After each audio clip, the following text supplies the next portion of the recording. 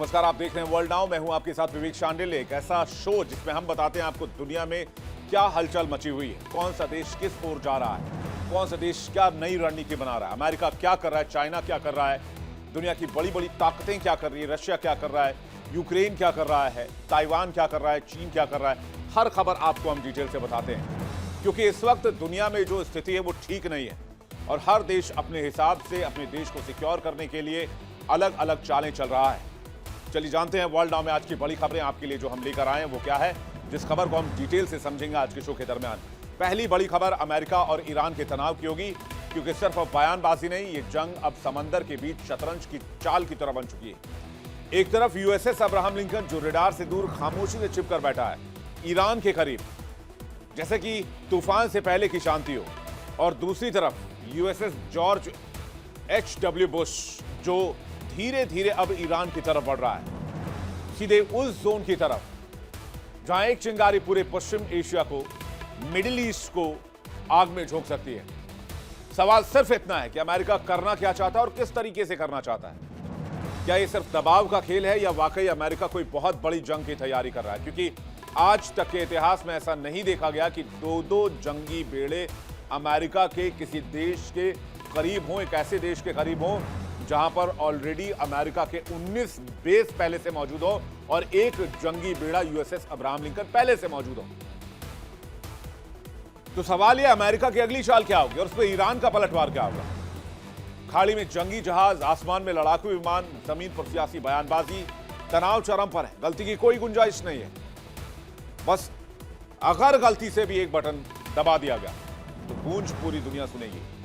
बताएंगे फिलहाल सिचुएशन क्या है मिडिल ईस्ट में, ईरान क्या कह रहा है, अमेरिका की तैयारी क्या है, क्योंकि डोनाल्ड ट्रंप ने फिर से धमकी दे दी है कि दूसरे शिप को भी हमने ईरान की तरफ रवाना कर दिया है। दोनों शिप की लोकेशन भी जानने की कोशिश करेंगे, मैप के जरिए देखेंगे इस वक्त कहां कहां ईरान की घेरेबंदी है और ईरान ने किस तरह से घेरेबंदी कर रखी है होर्मुज स्ट्रेट की, जिससे अगर ब्लॉक किया गया तो खाड़ी देशों से निकलने वाला तेल ही ब्लॉक हो जाएगा और इससे ऑयल मार्केट में हाहाकार मच सकता है। तो सिचुएशन बहुत क्रिटिकल है, कुछ भी हो सकता है, डिटेल जानेंगे। वर्ल्ड नाउ में बात करेंगे ट्रंप की नीति से कैसे दुनिया का पावर बैलेंस हिला, मिडिल ईस्ट में पुराने समीकरण टूटे, नए गठजोड़ बनने लगे, एशिया में तनाव बढ़ गया, खासकर चीन और उसके पड़ोसियों के साथ, अमेरिका का तनाव बढ़ गया, अमेरिका का यूरोप के साथ तनाव बढ़ गया, भारत के साथ तनाव बढ़ गया। यानी एक साल में डोनाल्ड ट्रंप ने पूरी दुनिया की राजनीति को अपसाइड डाउन करके रख दिया, उलट पलट करके रख दिया और एक तरफा नीतियों का असर अब साफ महसूस हो रहा है। बताएंगे आपको कैसे पूरी दुनिया की जो स्थिति है वो बदल गई है और पावर बैलेंस बदल गया है। ट्रंप ने कैसे वर्ल्ड ऑर्डर बदल दिया है, डिटेल से बात करेंगे और ट्रंप के एक साल के रिजीम की भी चर्चा करेंगे। आज अमेरिका का दोस्त कौन है और दुश्मन कौन है? पाकिस्तान से दोस्ती, यूरोप से दुश्मनी, भारत से तनातनी, चीन से दुश्मनी। क्या अमेरिका अपनी साख और अपनी अर्थव्यवस्था बचा पाएगा? डिटेल से बात करेंगे, पॉइंट्स भी जानेंगे। फिर बात करेंगे चीन की, दुनिया की सबसे बंद और सख्त सुरक्षा व्यवस्था वाला देश। एक खबर निकाल कर नहीं ला सकते बगैर चीनी सरकार के मर्जी के। जिनपिंग ना चाहें तो एक लाइन की हेडलाइन नहीं मिल सकती है चाइना से आपको, लेकिन उसी देश की व्यवस्था सवालों के घेरे में। चीन के सबसे संवेदनशील और गोपनीय परमाणु कार्यक्रम अमेरिका में लीक हो गए। ये डेटा लीक कर दिया गया है। ये एक तकनीकी चूक नहीं, ये ड्रैगन की गर्दन पर सीधी चोट है। क्या इस लीक के पीछे कोई अंदरूनी साजिश है या कोई तकनीकी कमजोरी? क्या इसे प्लान के साथ किया गया और इसके लिए कौन जिम्मेदार है? अमेरिका और चीन के बीच इस तनातनी की वजह क्या है और इसका इंपैक्ट क्या होगा? सब कुछ डिटेल से जानेंगे। फिर बात करेंगे एक ऐसी लड़ाई थी, अब तक आपने जमीन पर लड़ाई देखी, हवा में लड़ाई देखी, आपने समंदर में लड़ाई देखी, लेकिन कहते हैं फ्यूचर की जो लड़ाई होगी वो स्पेस में लड़ी जाएगी और उसी स्पेस जंग की एक झलक देखने को मिल गई है। जी हां, आसमान के उस इलाके में जहां नजरें नहीं जाती हैं वहां लड़ाई शुरू हो गई, लड़ाई छिड़ चुकी है। अंतरिक्ष सिर्फ साइंस का मैदान नहीं रह गया है, यह महाशक्तियों के बीच टकराव का एक नया अखाड़ा बनने लगा है। अमेरिका और चीन की टक्कर इस बार जमीन पर नहीं, सीधे स्पेस में हुई है। इंटरनेट क्रांति की नई दुनिया बनाने के सपने संजोने वाली इलॉन मस्क को चीन से बड़ा झटका लगा है। चीन की सख्त नीतियों की वजह से इलॉन मस्क की स्पेसएक्स कंपनी को अपने 4400 सैटेलाइट को वापस पृथ्वी की ओर लाने के लिए मजबूर होना पड़ा है और इसमें चीन ने अपनी दादागिरी दिखाई है। तो अंतरिक्ष में किसकी दादागिरी चलेगी? अंतरिक्ष के वॉर में कौन जीतेगा? ये अंतरिक्ष में जो महायुद्ध की शुरुआत हुई, इसकी वजह क्या है, सब कुछ आपको डिटेल से बताएंगे, क्योंकि एक तकनीकी विवाद नहीं है।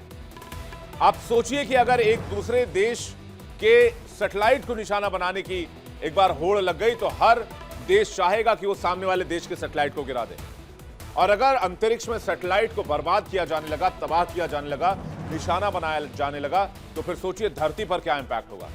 किसी का सैटेलाइट, किसी भी देश के सैटेलाइट को सुरक्षित नहीं माना जाएगा और उसके बाद उसे खत्म करने की कोशिश होगी, साजिश होगी, और यही होगा स्पेस की जंग की सबसे बड़ी शुरुआत। आगे देखना होगा स्पेस युद्ध का असली असर दुनिया की टेक्नोलॉजी और भू राजनीति पर क्या पड़ेगा। तो चीन और अमेरिका के बीच स्पेस वॉर की शुरुआत हुई है, इसका भी हम आपको डिटेल से बताएंगे। तो चलिए शुरुआत करते हैं और देखते हैं वर्ल्ड नाउ में इन खबरों को डिटेल से। अमेरिका और ईरान एक ऐसा एक्सेस जिसे आप राहु केतु एक्सेस भी कह सकते हैं। एक वक्त में दोनों बहुत अच्छे मित्र हुआ करते हैं, एक दूसरे के बहुत करीबी। यह बात है इस्लामिक क्रांति से पहले की। लेकिन आज की तारीख में साल 2026 में अमेरिका और ईरान सांप और नेवले की तरह एक दूसरे को देखते हैं। 36 का आंकड़ा, एक दूसरे के धुर विरोधी। और हाल के समय में जो हालात बने हैं उससे यह लग रहा है कि अमेरिका कभी भी ईरान पर बहुत बड़ा अटैक करेगा और ईरान ने भी पूरी तैयारी कर ली है, कमर कस ली है। अगर अमेरिका अटैक करेगा तो फिर जवाब दिया जाएगा, पलटवार किया जाएगा। अमेरिकी प्रेसिडेंट डोनाल्ड ट्रंप ने ईरान पर गंभीर हमले की चेतावनी जारी की है, जिसे हल्के में नहीं लिया जा सकता है। इस डॉट को आप कनेक्ट कीजिए वेनेजुएला के डॉट से। वेनेजुएला के राष्ट्रपति मादुरो को अमेरिकी राष्ट्रपति 3 से 6 महीने तक लगातार वार्निंग देते रहे कि आप वेनेजुएला छोड़ दीजिए, आप वेनेजुएला की कुर्सी छोड़ दीजिए, सत्ता छोड़ दीजिए, वेनेजुएला सरेंडर कर दे अमेरिका को। और उसके साथ साथ वो तैयारी भी करते रहे। ठीक कुछ वैसा ही पैटर्न दिख रहा है। अमेरिकी राष्ट्रपति डोनाल्ड ट्रंप ईरान को बार बार चेतावनी दे रहे हैं, वहां के सुप्रीम लीडर खामनेई को, कि आप अमेरिका के साथ डील कर लीजिए, बातचीत कर लीजिए, आप अमेरिका के साथ सौदा कर लीजिए।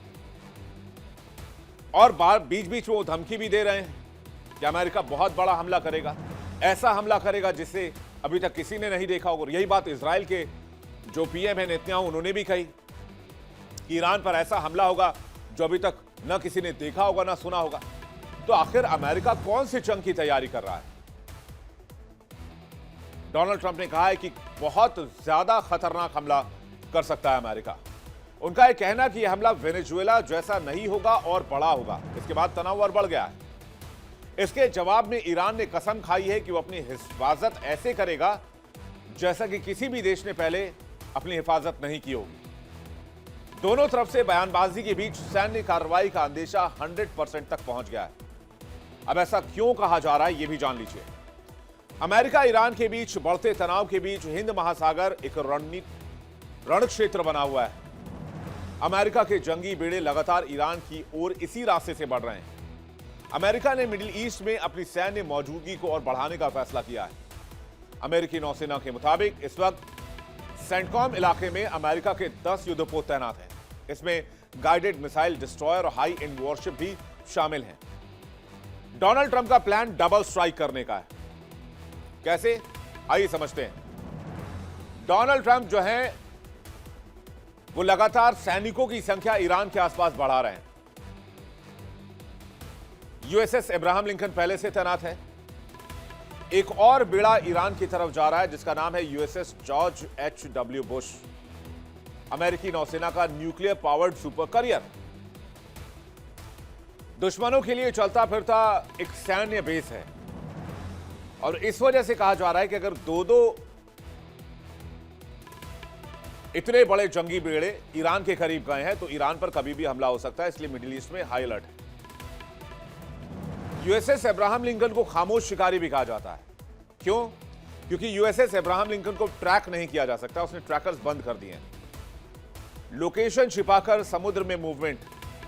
रणनीति क्या है? स्पीड, साइलेंस, इलेक्ट्रॉनिक वॉरफेयर और सेंटकॉम क्षेत्र में 10 अमेरिकी युद्धपोत की तैनाती। अमेरिका के ईरान पहुंचने वाले दूसरे करियर स्ट्राइक ग्रुप का नाम यूएसएस जॉर्ज डब्ल्यू बुश है, जिसका नाम अमेरिका के पूर्व राष्ट्रपति के नाम पर रखा गया। यह करियर स्ट्राइक ग्रुप भी लगभग 90 फाइटर जेट्स के साथ चलता है। एयरक्राफ्ट करियर के अलावा इस बेड़े के साथ ही टॉमहॉक क्रूज मिसाइल से लैस युद्धपोत और परमाणु सबमरीन भी मौजूद रहती है। ऐसे करियर स्ट्राइक ग्रुप किसी भी देश की पूरी सेना को अकेले तबाह करने की ताकत रखते हैं।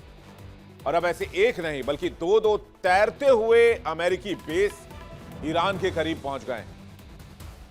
और इस खबर के साथ ट्रंप का यह कहना कि डील कर लो ईरान वरना तबाह कर दिए जाओगे, यानी यह मतलब मामला डील का नहीं है, मामला सरेंडर का है। वो कूटनीतिक भाषा में कह रहे हैं डील कर लो, अमेरिका का कहना है सरेंडर करो वरना मरने के लिए तैयार रहो। अब समझिए कि अमेरिका को ईरान के पास दूसरा एयरक्राफ्ट क्यों भेजना पड़ा है। इसकी सबसे बड़ी वजह है मिडिल ईस्ट के मुस्लिम देश, जहां उन्होंने ईरान पर हमले में अमेरिका की मदद नहीं करने की रणनीति बनाई है। यूएई के बाद सऊदी अरब और कतर जैसे देशों ने भी साफ कर दिया है कि ईरान पर हमले के लिए वो अमेरिका को अपने देश के एयर स्पेस का इस्तेमाल नहीं करने देंगे। इस ऐलान के बाद ईरान पर हमले की अमेरिकी क्षमता काफी कमजोर हुई है। ट्रंप ने अमेरिका के 2 करियर स्ट्राइक ग्रुप्स को ईरान को घेरने का ऑर्डर दे दिया है। इसके साथ ही अमेरिका के राष्ट्रपति ने ईरान को सबसे बड़ी धमकी दी है। ट्रंप ने साफ साफ कहा है कि जो बेड़ा ईरान में भेजा गया है वो वेनेजुएला भेजे गए बेड़े से भी बड़ा है और इसकी अगुवाई एयरक्राफ्ट करियर अब्राहम लिंकन कर रहा है। वेनेजुएला की तरह यह बेड़ा पूरी तरीके से तैयार है, जरूरत पड़ने पर तेजी के साथ घातक हमले की ताकत रखता है। दूसरी तरफ इसके जवाब में ईरान ने समंदर में ड्रोन करियर तैनात कर दिए हैं। इसका नाम शाहिद बघेरी ड्रोन करियर है, जिसे ईरान ने फारस की खाड़ी में बंदर अब्बास पोर्ट के करीब 5 किलोमीटर दक्षिण में समुद्र में तैनात किया है। यह एक साधारण कंटेनर जहाज था, लेकिन ईरान ने 2022 से 2024 के बीच इसे ड्रोन कैरियर स्ट्राइक ग्रुप में बदल दिया। इस जहाज पर स्की जंप रैंप है। इसके अलावा जिसे ड्रोन उड़ाए जा सकते हैं, ड्रोन और हेलीकॉप्टर दोनों चलाए जा सकते हैं। यानी ये कोई बड़ा एयरक्राफ्ट कैरियर नहीं है, बल्कि कम लागत वाला एक ऐसा युद्ध प्लेटफॉर्म है जो अमेरिका के लिए खतरा साबित हो सकता है। इसे ऐसे समझिए कि देखन में छोटन लगे और घाव करे गंभीर। ईरान के प्रॉक्सी वॉरियर्स भी एक चुनौती है अमेरिका के लिए। अभी तो ईरान के ड्रोन और मिसाइलों की बात हो रही थी, अब ईरान के प्रॉक्सी वॉरियर्स को भी जान लीजिए। सबसे पहले हिजबुल्लाह, ईरान समर्थित सबसे ताकतवर मिलिशिया है। इजराइल के खिलाफ फ्रंटलाइन पर बहुत एक्टिव है, रॉकेट, मिसाइल और ड्रोन की खेप से लैस है। सीरिया में भी ईरानी हितों की रक्षा इसने की। इसके बाद बारी आती है हूथी रेबल्स की, जो यमन में है। ईरान का एक अहम प्रॉक्सी ग्रुप है। सऊदी अरब और अमेरिका के खिलाफ मोर्चा खोले रहता है, लाल सागर में शिप पर हमले करता है, ड्रोन और बैलिस्टिक मिसाइलों का इस्तेमाल करता है। इराकी शिया मिलिशिया भी ले लीजिए। इजराइल के खिलाफ मोर्चा खोलता है। ईरान की फॉरवर्ड सैन्य मौजूदगी इसकी नजर आती है। वहीं ईरान की रणनीति यह है कि सीधे युद्ध से बचाव और प्रॉक्सी के जरिए दबाव और हमले, पूरे मिडिल ईस्ट में प्रभाव बढ़ाने की कोशिश और पूरे मिडिल ईस्ट से बदला। सबसे इंपॉर्टेंट, खाड़ी देश क्यों पीछे हट रहे हैं? ऐसा नहीं है कि खाड़ी देशों को अमेरिका का साथ नहीं चाहिए, ऐसा नहीं है खाड़ी देशों को पैसा नहीं चाहिए, खाड़ी देशों को अपने तेल नहीं बेचने, सब करना है। बच इसलिए रहे हैं वो एयरबेस और एयर स्पेस इसलिए नहीं दे रहे हैं क्योंकि वो ईरान के मिसाइल और ड्रोन की जद में नहीं आना चाहते। वो ईरान से डायरेक्ट कॉन्फ्लिक्ट नहीं लेना चाहते हैं, क्योंकि ईरान ने पहले ही साफ किया है कि अगर हम पर हमला हुआ तो हम मिडिल ईस्ट में किसी भी अमेरिकी एयरबेस को नहीं बख्शेंगे, इंक्लूडिंग इजराइल, सब पर हमला करेंगे। तो इजराइल पर जो हमला होगा वो आयरन डोम और इजराइल की एयर डिफेंस सिस्टम से बचा जा सकता है, लेकिन जो बेसेस तैनात हैं अमेरिका के, उनको बचा पाना डोनाल्ड ट्रंप के लिए लोहे के चने के जैसा हो जाएगा। इसलिए डोनाल्ड ट्रंप ने क्या किया, एहतियातन एक और जो शिप है वो ईरान की तरफ भेज दिया। ईरान और अमेरिका के बीच बढ़ते तनाव ने अब पूरे मिडिल ईस्ट को बारूद की ढेर पर लाकर खड़ा कर दिया। जैसा कि मैंने आपको बताया, ईरान के समर्थन वाले 3 बड़े गुट, हिजबुल्लाह, हूती रेबल्स और इराक के सशस्त्र गुट, तीनों ने अमेरिका को निशाने पर रखा हुआ है। हिजबुल्लाह ने साफ कहा है कि अगर अमेरिका ने ईरान पर हमला किया तो इजराइल और अमेरिकी ठिकाने भी सुरक्षित नहीं रहेंगे। हिजबुल्लाह चीफ के बयान ने वॉशिंगटन की नींद उड़ा दी है। यमन के हूती रेबल्स ने भी लाल सागर से सीधी चेतावनी भेजी है। अमेरिकी युद्धपोत, अमेरिकी शिप, ऑयल शिपमेंट, अमेरिकी कंटेनर, मिलिट्री बेस सब उनके निशाने पर होंगे। हूती पहले ही अमेरिका और इजरायली जहाजों पर हमला कर चुके हैं। इराक में मौजूद ईरान समर्थित मिलिशिया ने भी धमकी दी है, अगर ईरान को छुआ गया तो इराक में अमेरिकी सैन्य अड्डों पर हमले तय हैं। मतलब साफ है कि ईरान पर हमला सिर्फ एक देश से जंग नहीं होगी, यह पूरे मिडिल ईस्ट में आग लगाने वाली लड़ाई होगी। यानी अमेरिका ने एक फायर किया और पूरा मिडिल ईस्ट जलेगा। अमेरिका के सामने सिर्फ तेहरान नहीं बल्कि पूरा रेजिस्टेंस एक्सेस खड़ा है। अब आइए एक और पॉइंट पर। कौन सा पॉइंट है वो है हॉर्मुज स्ट्रेट।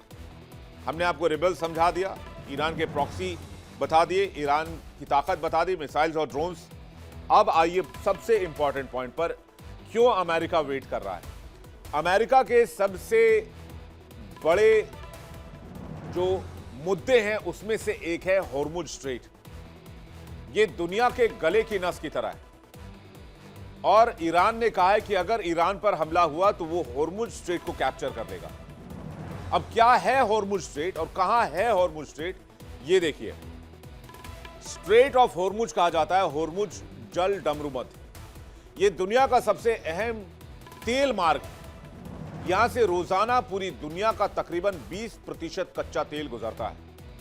आसान भाषा में समझिए तो हॉर्मुज स्ट्रेट वो गलियारा है जहां से खाड़ी देशों से निकलने वाला जितना तेल है सब गुजरता है और पूरी दुनिया के अलग अलग बाजारों में जाता है, इंटरनेशनल क्रूड मार्केट में जाता है या फिर अलग अलग देशों को सप्लाई होता है। अगर हॉर्मुज स्ट्रेट को, जो कि मिडिल ईस्ट में स्थित है, फारस की खाड़ी में और ओमान की खाड़ी को जोड़ता है, ये अगर इसे ब्लॉक कर दिया गया तो खाड़ी देशों से निकलने वाला तेल ही ब्लॉक हो जाएगा और इससे ऑयल मार्केट में हाहाकार मच सकता है। दुनिया भर में तेल की कीमतों में जबरदस्त उछाल आ सकता है और डिसबैलेंस भी आ सकता है। किन देशों को जोड़ता है?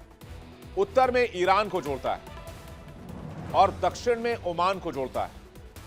हॉर्मुज इंपॉर्टेंट इसलिए है क्योंकि सऊदी अरब, जैसा कि मैंने आपको बताया, सऊदी अरब, ईरान, इराक, कुवैत, यूएई का तेल जो निकाला जाता है वो यहीं से होकर पूरी दुनिया में फैलता है, यानी दुनिया के अलग अलग देशों को सप्लाई होता है। यह अमेरिका, चीन, भारत और यूरोप की ऊर्जा सप्लाई का सबसे मेन जरिया है और जरा सा तनाव तेल के बाजार में हाहाकार क्रिएट कर सकता है। तनाव की बड़ी वजह यह है कि युद्ध या नाकेबंदी की यहां पर आशंका है और इसका ग्लोबल इकोनॉमी पर सीधा इंपैक्ट होगा। यह रास्ता मिडिल ईस्ट से तेल सप्लाई के लिए इंपॉर्टेंट है। यह कैरियर ईरान को समंदर से ड्रोन हमला करने की ताकत देता है, जिससे दुश्मन पर मनोवैज्ञानिक दबाव बढ़ता है। आपको बता दें कि ईरान अभी यह प्लानिंग कर रहा है कि अमेरिका और जो अमेरिका के बेड़े हैं और उनके जो युद्ध बेस हैं, आर्मी बेस हैं और जो इजराइल है, कैसे उन पर स्वार्म ड्रोन अटैक किया जाए, यानी एक साथ कई ड्रोन से हमला किया जाए। आपको बता दें ईरान ने एक ऐसे ही स्ट्राइक करियर ग्रुप को समंदर में तैनात कर दिया जो अमेरिका के लिए बहुत खतरा है। इसके साथ एक साथ कई ड्रोन से हमला करके बड़े बड़े बेड़े को नुकसान पहुंचाया जा सकता है। जरा 1980 के एक मामले को भी देखना होगा, जब ईरान और इराक युद्ध के दौरान ईरान ने तेल टैंकर और तेल लोडिंग सुविधाओं को बम और मिसाइलों से निशाना बनाया था। इसमें चीन में बने क्रूज मिसाइलों का उपयोग किया गया था। वहीं टैंकर्स को के परिवहन को बाधित करने के लिए स्पीड बोट का इस्तेमाल किया गया था और इस एक्शन ने हॉर्मुज स्ट्रेट को पूरी तरह अवरुद्ध नहीं किया, लेकिन वहां पर जो ट्रैफिक था ऑयल टैंकर्स का वो काफी हद तक कम हो गया या बाधित हो गई थी। इसकी वजह से दुनिया भर के ऑयल सप्लाई पर बहुत असर पड़ा था और तब से ही इस इलाके को सिक्योर करने की जिम्मेदारी अमेरिका ने उठाई और अमेरिका ने चारों तरफ अपने बेसेस बनाने शुरू किए। आज 19 से ज्यादा बेस ऑपरेट करते हैं खाड़ी देशों में, सिर्फ और सिर्फ अमेरिका के, जिससे अमेरिका यह सुनिश्चित कर सके कि हॉर्मुज स्ट्रेट को कोई ब्लॉक ना कर पाए और दुनिया को ब्लैकमेल ना कर पाए। अमेरिका के खिलाफ ईरान ने दुनिया का सबसे बड़ा ड्रोन युद्ध छेड़ने की जो है तैयारी कर ली ईरान ने। इसके लिए ईरान ने 80,000 से ज्यादा शाहिद ड्रोन तैयार किए हैं। यह एक कामिकाज़ी ड्रोन है, इसे आत्मघाती ड्रोन भी कहा जाता है। ईरान रोजाना ऐसे 400 से ज्यादा ड्रोन तैयार कर रहा है। रूस की तकनीकी मदद से ईरान ने ऐसे ड्रोन के उत्पादन को तेज कर दिया है। ये वही ड्रोन हैं जिनका इस्तेमाल रूस यूक्रेन के खिलाफ कर चुका है। इसके अलावा ईरान ने फिर से दुनिया को अपनी ड्रोन सिटी दिखाई है, जिसमें दुनिया के सबसे घातक ड्रोन मौजूद हैं, जिनका इस्तेमाल युद्ध में किया जाएगा। इतनी बड़ी संख्या में ईरान के पास ड्रोन की मौजूदगी इसलिए भी घातक है क्योंकि इससे स्टॉर्म ड्रोन अटैक की ताकत काफी ज्यादा बढ़ जाती है। लेकिन अमेरिका के खिलाफ ईरान के आत्मविश्वास की वजह सिर्फ ड्रोन पावर्स ही नहीं है। अब आपको बताते हैं कि ईरान पर ट्रंप की धमकियों का असर क्यों नहीं हो रहा है। तो उसकी सबसे बड़ी वजह है चाइना। एक तरफ ट्रंप ने दो कैरियर स्ट्राइक ग्रुप से ईरान को घेरने की योजना बनाई है, दूसरी तरफ चीन ने ईरान को वो मिसाइल दी है जिसे कैरियर किलर कहा जाता है, जो ईरान के आसपास मौजूद समुद्री इलाके में ईरान ने तैनात की है और जो अमेरिकी कैरियर स्ट्राइक ग्रुप के लिए सबसे बड़ा खतरा माने जा रहे हैं, क्योंकि चीन ने इस मिसाइल को खास तौर पर अमेरिकी एयरक्राफ्ट कैरियर को निशाना बनाने के लिए तैयार किया है। चीन के इस मिसाइल यानी कि जिसका नाम DF-21D है, इसके बारे में भी जान लीजिए। वही मिसाइल है जिसकी तस्वीर इस वक्त हम आपको दिखा रहे हैं। और DF-21D चीन की एंटी शिप बैलिस्टिक मिसाइल है, जो जमीन से समंदर में चलते हुए एयरक्राफ्ट कैरियर पर निशाना साधती है, जिसको हाल ही में चाइना ने टेस्ट भी किया था। इसकी रेंज 1500 से 1700 किलोमीटर के बीच है। इस मिसाइल की वजह से अमेरिकी स्ट्राइक ग्रुप ईरान के बहुत करीब नहीं जा सकते।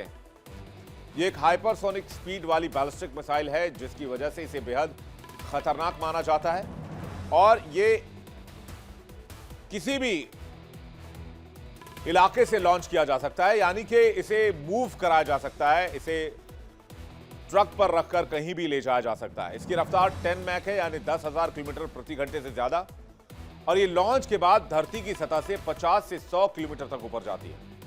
इसके बाद इतनी ऊंचाई से लक्ष्य के ऊपर तक पहुंचती है, फिर सीधे लक्ष्य पर बहुत तेज रफ्तार से गिरती है। इसलिए इसको इंटरसेप्ट करके नष्ट करना मुश्किल है। यह मिसाइल सीधे एयरक्राफ्ट कैरियर फ्लाइट डेक को नष्ट करने में सक्षम है। फ्लाइट डेक वो जगह होती है जहां से कोई फाइटर जेट उड़ान भरता है, यानी इस हमले से एक पूरा एयरक्राफ्ट कैरियर निष्क्रिय हो जाता है। मतलब साफ है, चीन अमेरिका के खिलाफ अपने उन हथियारों को टेस्ट करना चाहता है जो उसने अमेरिका से युद्ध करने के लिए खास तौर पर तैयार किए हैं। इसलिए चीन ईरान को अमेरिका के खिलाफ अपनी सबसे घातक मिसाइलें दे रहा है, जो कामयाब हो गई तो अमेरिका से किसी संभावित युद्ध के लिए चीन इनका प्रोडक्शन भी तेज कर देगा, खास करके उस वक्त के लिए जब चीन ताइवान के लिए आगे बढ़ेगा और ताइवान को कब्जाने के लिए चीन ताइवान से जंग छेड़ेगा। और इसलिए ईरान और अमेरिका के बीच का यह तनाव सिर्फ दो देशों का तनाव नहीं रह गया है, इसमें एक प्रॉक्सी के तौर पर कई देशों की एंट्री हो चुकी है और बहुत सारी चीजें टेस्ट होने वाली है। लेकिन डोनाल्ड ट्रंप ने कहा है, अगर अमेरिका ने कह दिया है कि ईरान को सरेंडर करना होगा और नहीं करेगा तो बड़े हमले की तैयारी है। डोनाल्ड ट्रंप अगर कह रहे हैं तो फिर इस पर वो फैसला लेकर रहेंगे, ये बात भी तय है।